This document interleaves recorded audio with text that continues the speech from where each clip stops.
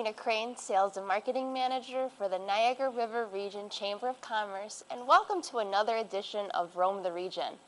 It's that time of year when the leaves are changing color, pumpkin spice can be found just about anywhere, and there's a slight chill in the air. Believe it or not, the fall season is upon us.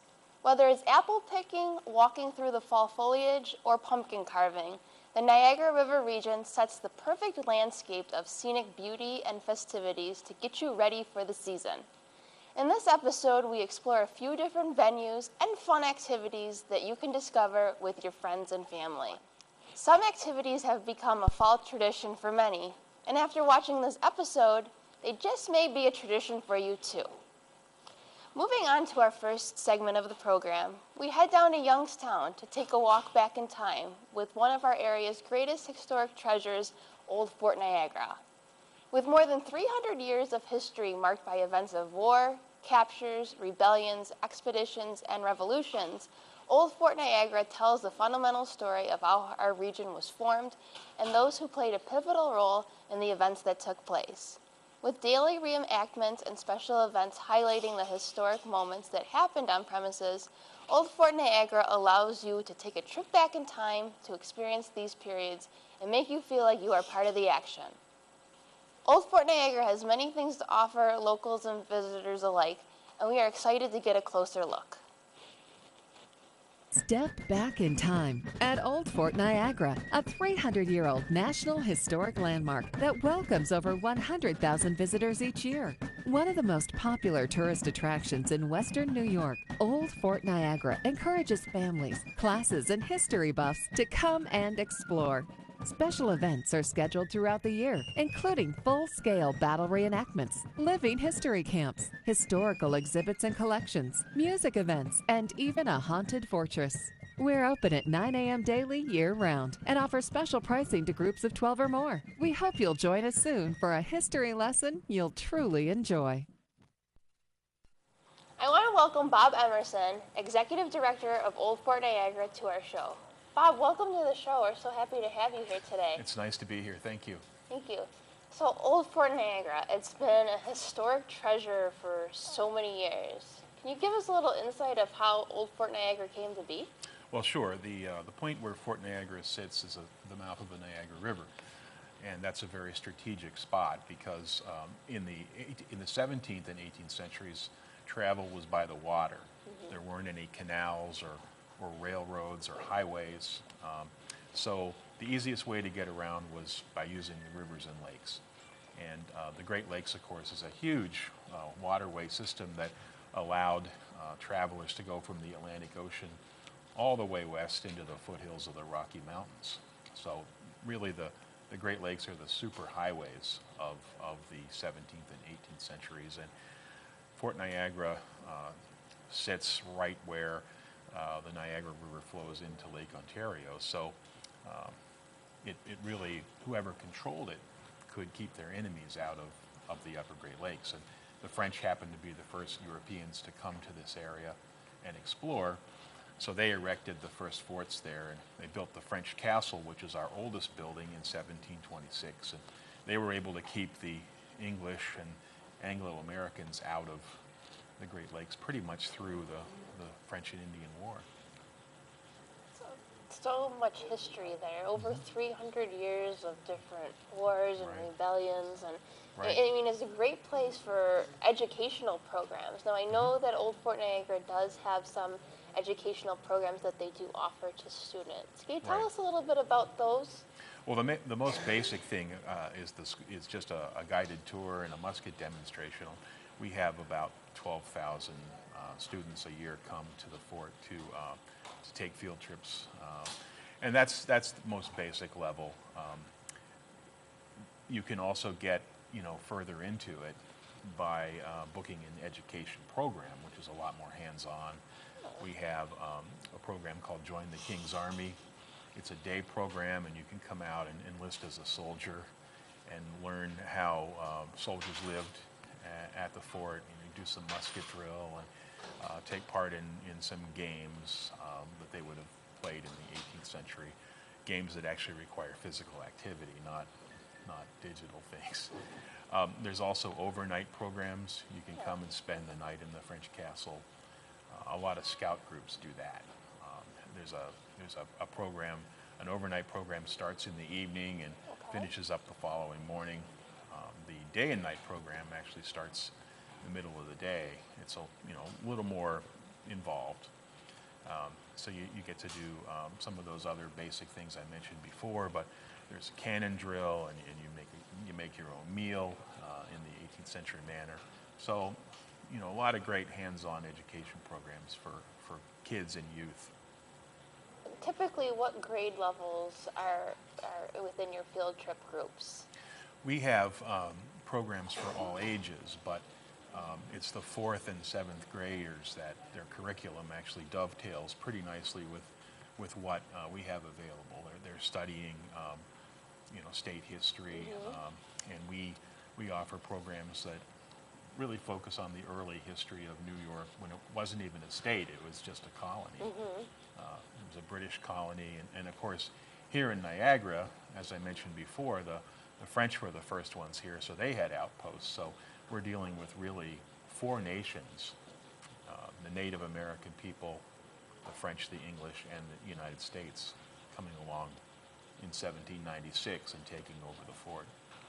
Now, I know that you guys have a number of special reenactments throughout the year, the one coming up being the Haunted Fortress. Can you tell us a little bit about the reenactments that take place throughout the season, and then we'll get into the Haunted Fortress one coming up? Sure. We have, especially during the warmer months, we really go all year long. We have winter events like our Snowshoe Patrol, which happens in February, and it gives people a chance to see what the fort was like in the winter. And then as we roll into the warmer months, we start having reenactments of various time periods. The big ones come in the summer. Memorial Day weekend, we have a big encampment that's called a timeline event, and that really goes from the 17th century up through, it came up through World War II and Vietnam this year, with the local VFW post brought in a Huey helicopter, and people could ride on that. It was kind Yeah, that was phenomenal. It was definitely different. Yeah. And then on the 4th of July weekend is always the French and Indian War encampment. That's the largest event of the season. Hundreds of reenactors. We recreate the siege of the French and Indian War, 1759, when the British captured the fort from the French. And then in August, we have a Revolutionary War event, generally in the early part of August. And then we finish up with Labor Day weekend is our War of 1812 encampment. So we're trying to cover all these different important battles and events that happened during the Revolution here in Niagara. And then into the fall, we do our fundraiser, the Haunted Fortress. It's not a reenactment, but it is a fundraiser, and those proceeds that we raise through the Haunted Fortress go to education programs. Now, without giving too much away, because the Haunted Fortress, again, is a favorite for many locals here, can you give us a little bit of maybe a vague version of what the visitors would expect? Sure. Well, the fort is, it's going to turn 300 in just 10 years. So there's a lot of stories, a lot of folklore that has grown up around the fort. I mean, there's the headless ghost that haunts the French castle that I think everybody knows about. But there's a lot of other stories as well. So we take a lot of those stories out of the folklore of the fort, and we bring them to life. And people walk through the fort in the dark and encounter many of these supposed spirits that haunt the fort. So it's sort of like a haunted house, but it's real. You're going really through actual buildings that are hundreds of years old and have their own stories associated with them. There's a bonfire where you can listen to stories. There's a cemetery tour. But I think, the thing that people like the best is walking through the centuries-old buildings. And you don't even really need much spookiness there. The buildings do it on their own. Now, if someone was really, a big historic buff and they loved, the history of the building and they wanted to have their own event or a private event, does Fort Niagara offer that? We do. People sometimes have weddings there. We've had occasions when, a company will rent the fort for a retreat of some kind. We have different facilities available. We have the 20th Century Officers Club, which is really great for a small group to have a meeting or a lunch or even a dinner or a reception of some kind. And you can come out to the whole fort.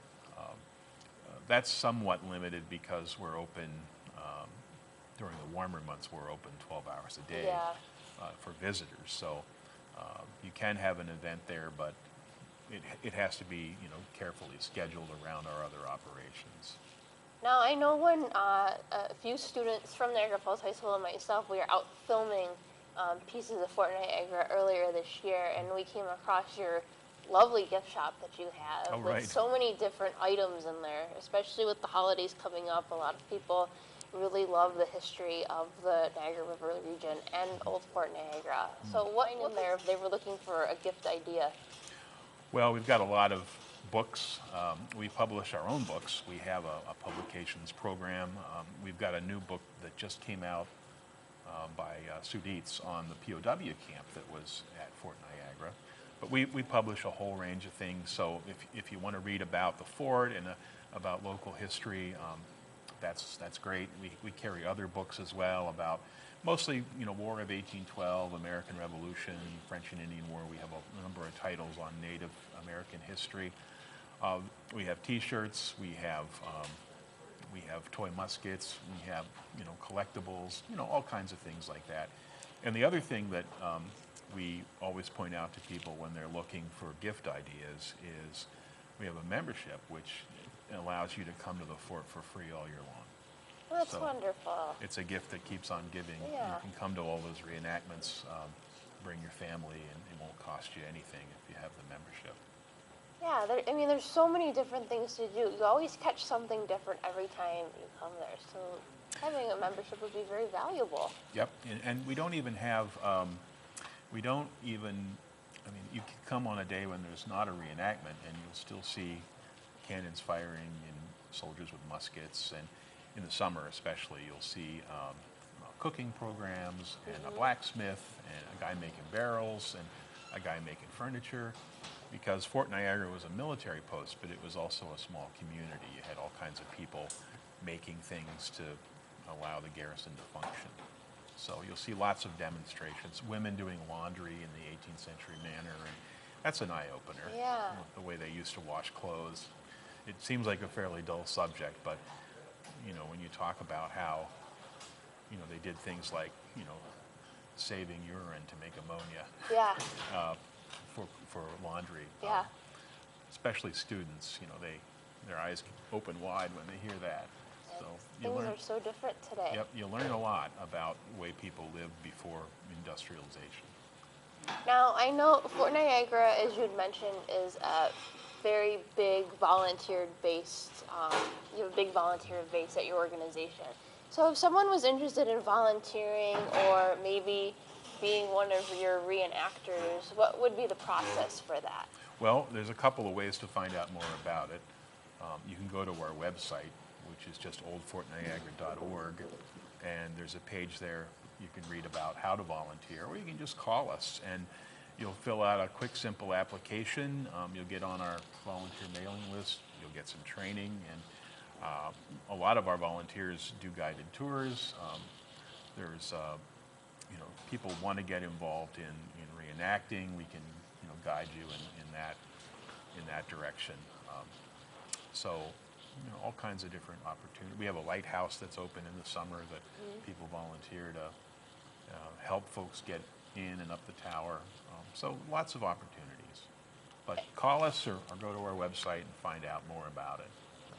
And what do you love most about your position? I mean, you're always doing something different every day. So is there any piece that sticks out to you that you're, wow, I love coming across this or encountering this? Well, that's one thing. It is something different every day. But I think the thing that I like the best is being able to deal with the history of the region on a day-to-day basis. I don't have a lot of time to do research, but you learn something new every day about the history of the site, and it's just fascinating. And the fact that there were so many different cultures and nations that were involved in the history of the fort. You're not just looking at one thing all the time. It's always something different, whether it's the native history, the French, the British, the U.S., just an opportunity to learn something. I've been there almost 20 years, and I still learn something new every day, and that's great. Yeah, that's wonderful when have a position like that, it's always something different. It's not the same thing to expect. Right, so. exactly. And being able to work with history, I think, is the thing that is the biggest joy of, you're not, even though I'm doing administration, I'm doing fundraising, it's all for the preservation of history and education of people, and that gives you, I think, something to look forward to every day. Is there anything else that you would like to add? Well, I know one of the things that regional residents tell me a lot is, oh, I haven't been out to the fort since I was in 4th grade. And that's really typical. I've lived in different places, and generally people don't think about going out to visit their own local historic sites. And I just encourage people to come out and see the fort.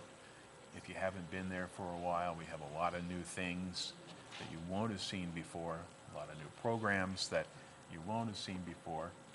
It's still the same fort. That's our mission, to keep it, to preserve it the way it was. But you'll see a lot of new features, and I just encourage people to come out and visit with us if they haven't been there for a while. Don't take it for granted. It's definitely a different take, a different spin on history. Even if you saw it as a child, it's something totally different now as an adult. So, well, thank you so much, Bob, for being on the program today. Really appreciate it.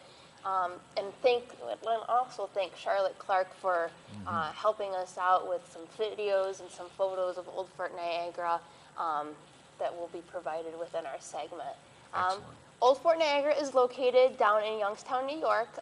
For more information, check out their website at www.oldfortniagara.org or give them a call, as Bob mentioned, at 745-7611. We'll be right back. Fall, the perfect season for pies, breads, apple picking, and hay rides. What place will really put you into the fall season? Well, the farm, of course. More specifically, Sanger Farms and Bakery on Youngstown Lockport Road in Youngstown. Recently, we had the opportunity to take a trip down to Sanger Farms to take a tour of their orchards and new additions. And also, we had the chance to speak with owner Mike Tuck. Let's take a look.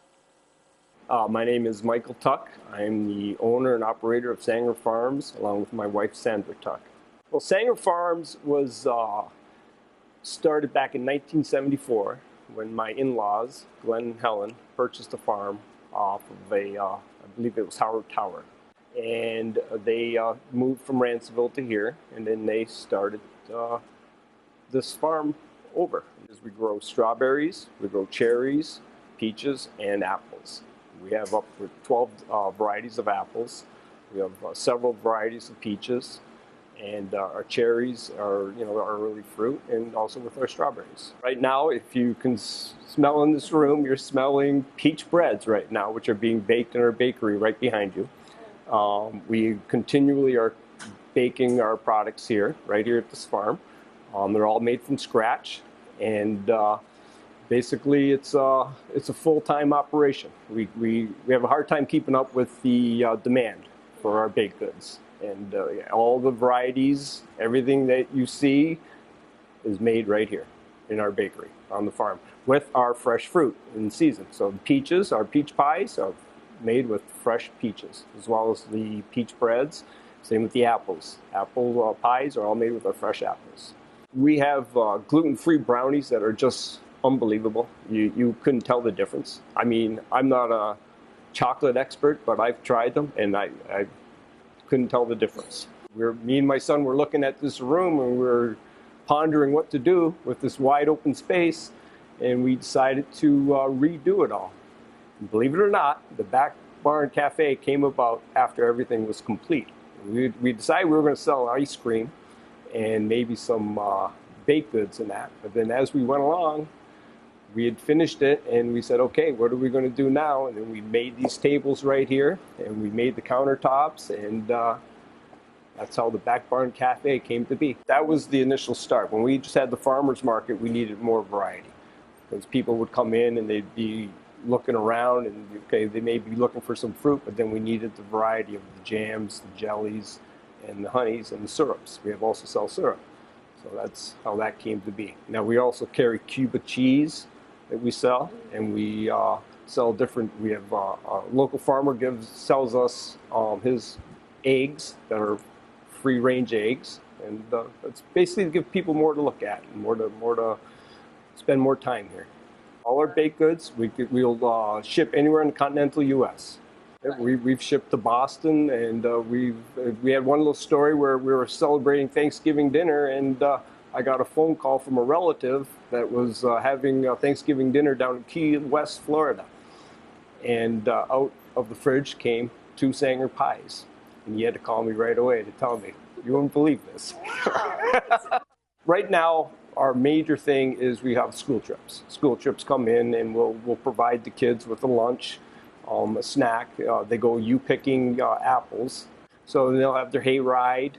They get to watch how the apple sorter works or apple peeler works. We'll give them a demonstration in the bakery how to make pies. And that's basically what we do right now. Then we also have the off-site events like Peach Festival, and of course this upcoming weekend, the Harvest Festival. And then of course we go to markets, different markets like North Tonawanda Market and that when our fruit is in season. That's when we go to these markets usually. We've always offered gift certificates, always have, especially with our baked goods, but that will expand too for the Back Barn Cafe as things progress.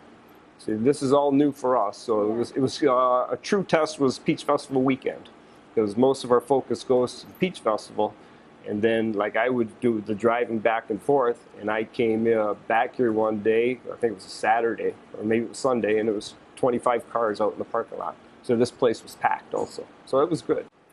I grew up here. I love the seasons. This is the best place to be. You know, you go to other places in the country and you don't have the seasons changes, and it's just home. And we have some of the people, they won't admit it down in Georgia, but we have the best peaches in the country. Every day is different. There's nothing consistent. It doesn't matter whether a tractor breaks down or the next type of fruit has to be picked, or I'm working on the sorter today. There's never a boring day. It's always something new.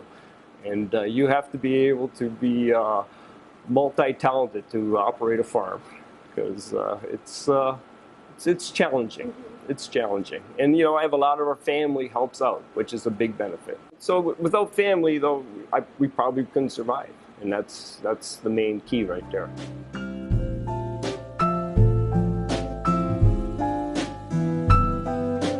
Secret ingredient, your secret recipe. I can't tell you that. Thank you, Mike, and the entire Sanger Farms family for having us down on the farm. The smells of fresh pie, cookies, and bread while we were filming were absolutely mouth-watering. You won't leave Sanger Farms empty-handed when you go for a visit. Sanger Farms is located at 852 Youngstown Lockport Road in Youngstown. For more information, check out their website at www.sangerfarmsandbakery.com or call 745-7297. We'll be right back. Looking to do something a little haunted and spooky this fall? You won't want to miss our next guest. In studio, I have Eva Nicholas, who is the director of the Lewiston Council on the Arts, and we're going to talk a little bit about the Marble Orchard Players Ghost Walk.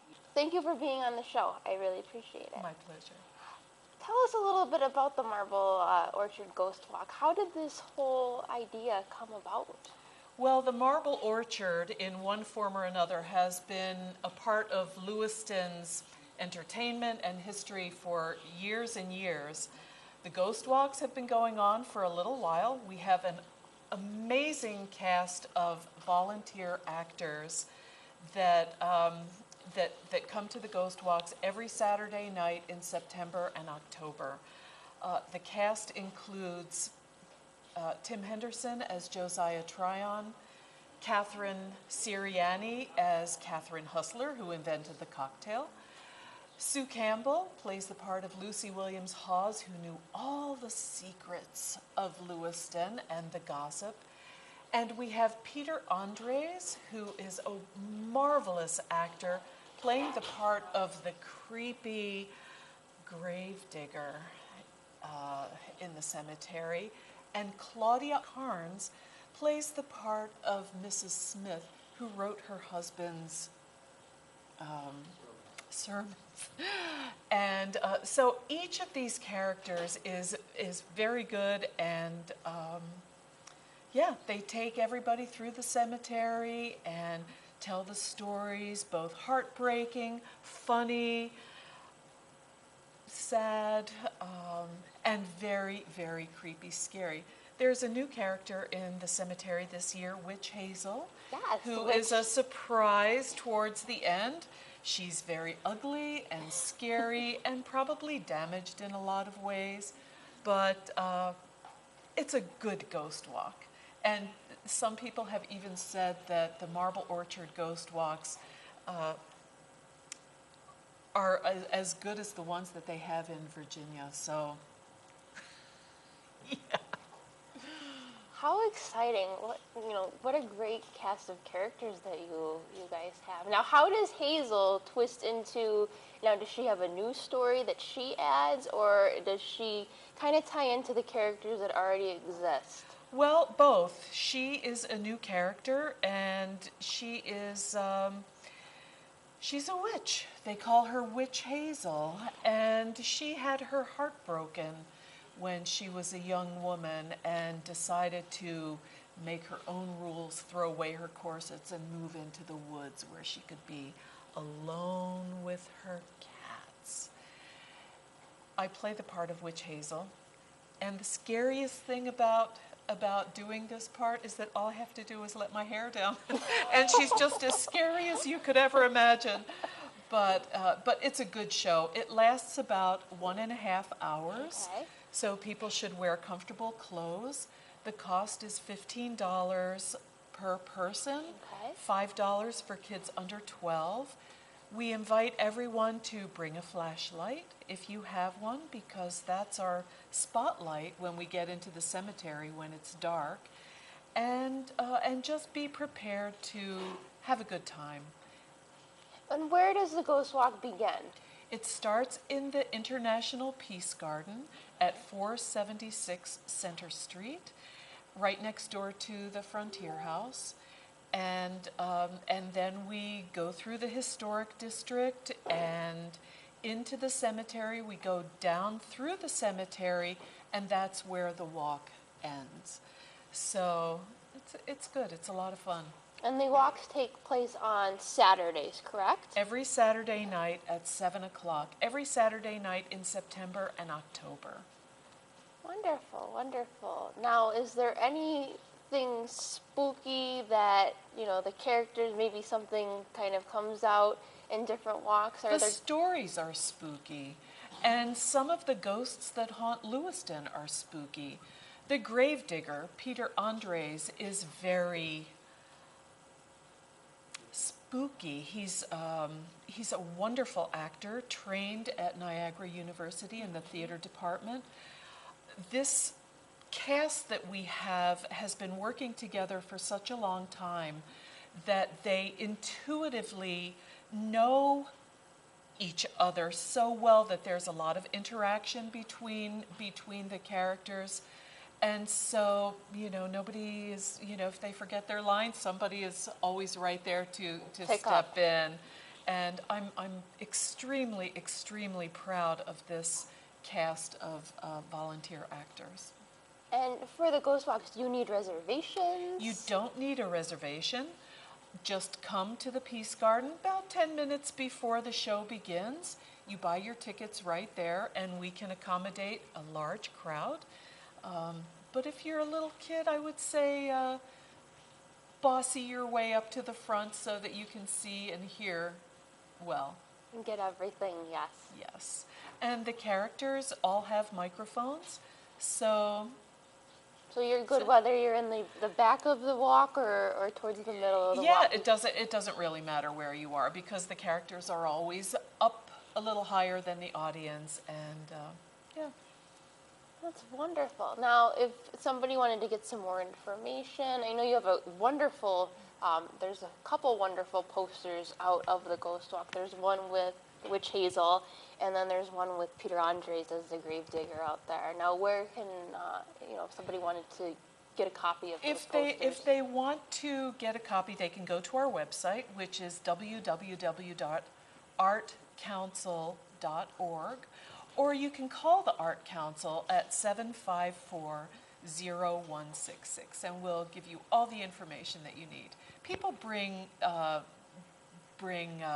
groups for birthdays and anniversaries, and real ghost hunters will come on our ghost walks and be impressed with all of the knowledge that's been gathered over the years about Lewiston's haunted history. Wonderful, Eva. Now, what do you love most about the Niagara River region? Well, of course, my answer is going to be Lewiston is, I think, the diamond in the Niagara River region. It's a very special place. I think we have a very unique community that other communities wish they had. So Niagara River region is a pretty awesome place to be. Well, I can't wait to do this. I've heard about the ghost walks for a few years now, and it's been something I've always wanted to do. So now that we are approaching October, it's definitely going to be something. It's on my list to do. And it changes. It's changed over the years so much. So if you went to a ghost walk a few years ago, it's completely different. So the stories change, and so do the characters, and it's a lot of fun. It was great to meet Josiah this morning and Catherine Hustler, just to hear about the walks and to hear what they have been through. So. Right. Well, and Catherine tells the story about the storm hag that haunts Lake Ontario, and yeah, we have some great, great stories. Is there anything else you'd like to add? A lot of these stories are about real people, and somebody mentioned James Going. He was a real person. Josiah talks about Dr. Kerr and some of the creepy experiments that they used to do back in those days. Catherine talks about when Mary Shelley was writing the book Frankenstein, and how some of the doctors and scientists in this area were sadistic and depraved sometimes and wouldn't think twice about digging up a freshly buried corpse from the village cemetery to practice on. So we're talking about, skeletons in the closet, and some of the creepier medicine practices that they used to do back then, people being buried alive. Lots of interesting stuff to hear, but I don't want to tell everything. No, we got to go on the ghost walk to experience it all. Come to the Marble Orchard Ghost Walk. Join us and be prepared to be frightened a little bit. And dig into some really great history that... Did you just say dig into some history? Mm-hmm. I thought she did. Well, Eva, thank you so much for being here on our show. Us. We love having you. Thank you. And thank you to Josiah and Catherine for being on our show, too. We can't wait to see more about the ghost walks. And, it's still not too late. We have the whole month of October the end of September to take part of it. So for more information, you can check out the Lewiston Council on the Arts website at www.artcouncil.org, or you can give Eva a call if anybody had any questions at 754-0166. We'll be right back. Thank you. Today we have the Marble Orchard players here, and we're going to talk a little bit about the ghost walk that takes place in the village of Lewiston. I have Josiah Tridon here and Catherine Hustler. Thank you guys for being here. It's good to be here. At my age, it's good to be anywhere. Very Josiah. Yeah. I'd like to take this opportunity to welcome everyone to Lewiston Council on the Arts Marble Orchard Ghost Walks. Thank you very much, Catherine. To begin, us Lewistonians aren't a bunch of superstitious fools. We've seen evil up close with our own eyes. We've survived the plagues and the epidemics of the 1800s, and we've met the ghosts of the slaves that never made it to freedom in Canada. We've heard the cries of the children in the cemetery that died way before their time, but I get ahead of myself. Well, Lewiston has a very bloody history. The entire village was burnt to the ground during the War of 1812, and a young boy was scalped right on Center Street. Now, where did all those departed souls go? Nowhere. They're still here. Oh, Lewiston is haunted, all right. We'll begin our walks at the Frontier House, which is probably the most haunted building in the village. I'd say so. In our day, that Frontier House was one of the finest hotels west of the Hudson River, and many fine balls and formals were held there. And the ballroom on the second floor was where the beautiful music would come pouring out into the street in its heyday. Now, just a week or so ago, our mayor was walking down Center Street, and even though that building has been deserted and abandoned for years, he heard music coming from those second floor ballrooms. And when he looked up in the window, he saw the figure of a beautiful white-gowned woman dancing alone to that music. And when she turned around to look out the window, her face had no features. And we know that story is true because as a politician, they always tell the truth. That's right. That's right, exactly. True. That would a politician lie. No. And we also proceed through the historic village, and we'll stop at the museum. And, you know, you'll get to meet some of our more colorful characters. James Going, who had a questionable... Right, we like to say going, gone. He gone, big time. You'll meet Dr. Kerr, who had some cures for just about anything. And then we'll work our way and finish up at the cemetery, as we all will in life. And I think you'll find it very, very interesting once we get to the actual marble orchard.